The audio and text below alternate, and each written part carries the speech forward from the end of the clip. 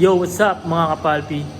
Itong videong gagawin ko ngayon ay para naman sa mga syrup pumps na nilalanggam. May tips ako para hindi nalanggamin yung mga syrup pumps nyo.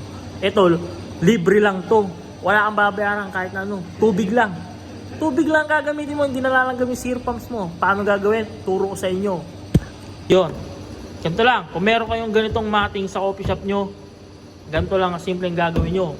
Kukunin nyo yung syrup pump nyo. Tayo nyo dyan. Diba? Siyempre, lalagay nyo dyan eh. Gagawin nyo lang mga kaibigan, lalagyan nyo lang ng tubig yan. Yan. Lalagyan ng tubig na ganyan yan, kaibigan. Kahit na anong gawin ng langgam na yun, hindi na siya makapunta dyan kasi may tubig na yan. Hindi na yan pupunta, hindi na yan lalanggamin. Depende na lang siguro kung yung langgam marunong lumangoy. Wala naman kayong ganito, kumuha lang kayo ng lata ng century tuna. Yung lata ng century tuna, ipatong nyo sa ganito. Tapos lagyan nyo rin tubig yung gilid. Siyempre, follow, like, and share nyo rin mga kapalpi. Maraming salamat.